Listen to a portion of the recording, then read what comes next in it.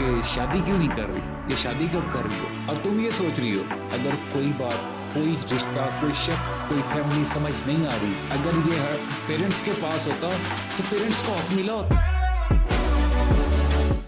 आज सिर्फ बेटी से बात करूंगा मैं।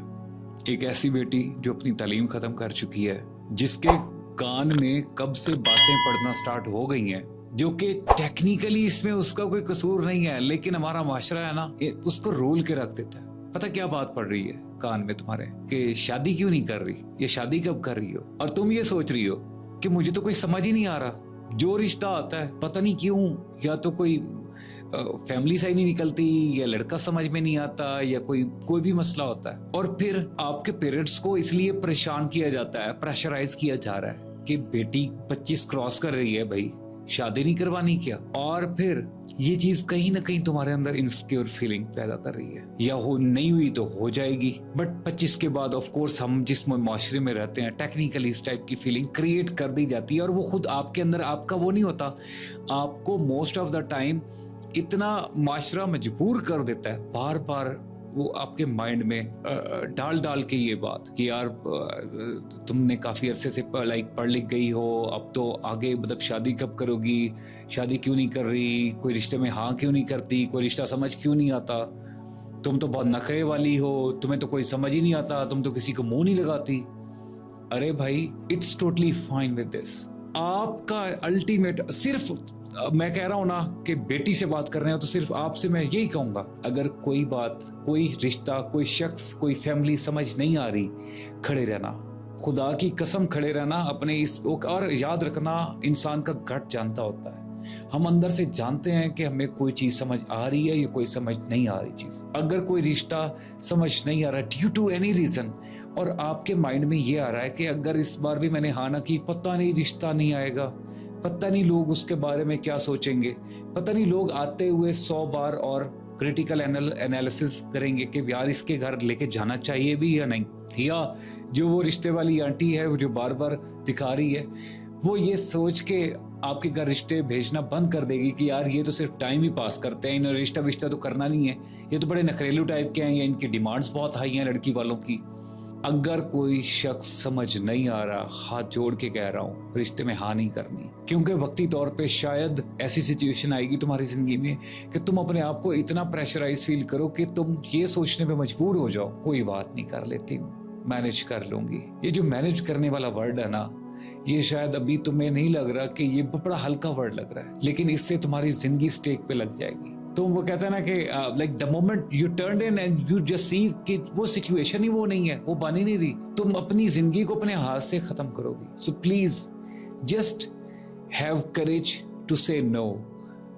नो, बिकॉज इसमें दीन ने पूरा हक दिया है तुम्हें अपना जिंदगी का साथी चुनने का। अगर ये हक पेरेंट्स के पास होता तो पेरेंट्स को हक मिला होता, दीन में होता, लेकिन दीन में पूरा हक दिया है। इसका पूरा कंप्लीट मतलब है, अल्लाह को भी भरोसा है, ऑफ कोर्स अल्लाह को पता है कि तुम्हें जो तुम्हारा साथी है, जो तुम्हारे मुताबिक खाना है, वो कब मिलना है। तुमने जल्दबाजी नहीं करनी। जल्दबाजी के चक्कर में, अगर प्रेशर गेम में आके जल्दबाजी के चक्कर में ड्यू टू एनी रीजन माँ बाप तंग कर रहे हैं, प्रेशराइज कर रहे हैं, रिश्तेदार या दोस्तें पूछ रही हैं, ये सब ऑलमोस्ट सब दोस्तों की शादी हो गई, सिर्फ तुम अकेली रहेगी और बाकी सब तुम्हें टॉन्ट मारती हैं, या हमसाई तुम्हारी टॉन्ट मार रही है, please for God sake just say no. और अगर शादी करनी भी है ना, तो फिर वही एक फॉर्मूला जो पहले भी मल्टीपल टाइम में बता चुका हूं मैं,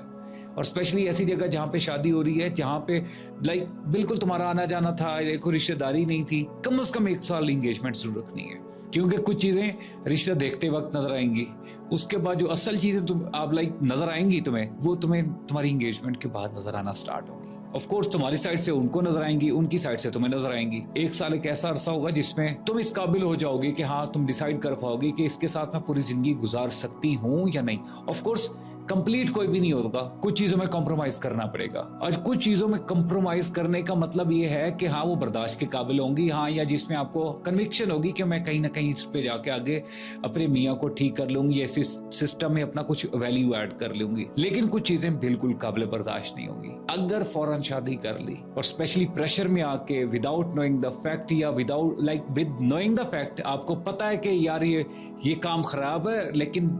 तुम्हें भी लग रहा है और तुम्हें बताया भी जा रहा है या तुम्हें समझ भी आ रहा है, लेकिन तुम फिर भी इसलिए शादी में हाँ कर रही हो क्योंकि लोग तुम्हें बातें कर रहे हैं और इतना कर रहे हैं कि तुम अंदर से टॉर्चर हो रही हो और इनसिक्योर भी हो रही हो कि रिश्ते आना बंद ना हो जाए। वो चीज़ें खराब हो जाएंगी और इससे वो रिश्ता तो खराब होगा ही होगा, सबसे पहला जो चीज़ खराब होगी वो तुम्हारी जिंदगी खराब हो जाएगी। So it's your life, you have all the right to make the right decision in the right way. Please, जिंदगी एक ही बार मिलती है, उसमें ये जो साथी है, आधी जिंदगी तो आपने अपने माँ बाप के घर गुजार दी,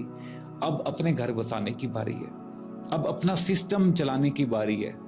अपनी एक ऐसा सिस्टम जहाँ पे आपकी अपने एक आपसे एक पूरी चेन चलेगी, आपकी फैमिली चेन चलेगी। अगर वो साथी सही नहीं मिला जो आप दिल से अपनाना चाहती थी, तो आपको नहीं लगता कि आप अपने साथ ज्यादती करेंगी, बस सिर्फ एक कॉन्फिडेंस देने के लिए। जो भी करना है पूरे दिल से करना है, दुनिया जाए भाड़ में, कुछ भी हो जाए, चाहे कोई कुछ बोलता रहे, जब तक कोई समझ में नहीं आता, ये साथ में जरूर बोल रहा हूँ, कुछ चीजों में कॉम्प्रोमाइज करना पड़ेगा और वो आपने खुद डिसाइड करनी कि हाँ इन चीजों में मैं कॉम्प्रोमाइज कर लूंगी, लेकिन कुछ अपनी जीरो टॉलरेंस पॉलिसी वाली लिस्ट अपनाओ, चेक लिस्ट, कि इस पे कोई वो अप्रोच नहीं करनी, इस पे कोई बात नहीं होगी। वो चीजें आपको खुद भी समझ आना स्टार्ट हो जाएंगी। और अगर कोई समझ नहीं आ रहा, अल्टीमेट डेफिनेटली एनर्जी मैच नहीं हो रही, और एनर्जी के बारे में तो मल्टीपल टाइम बात कर चुका हूं मैं, वाइब मैच नहीं हो रही, और जब वाइब भी मैच नहीं हो रही तो उसके साथ सारी जिंदगी कैसे गुजरेगा। सो अपनी जिंदगी का ये फैसला बहुत सोच समझ के करना है। मेरी बड़ी दिल से दुआ है अल्लाह ताला तुम्हारी जिंदगी में जो भी लाए वो तुम्हारी सोच से भी बढ़ के तुम्हें खुशी देने वाला हो। अपना बहुत सारा ख्याल रखना एंड वेक अप।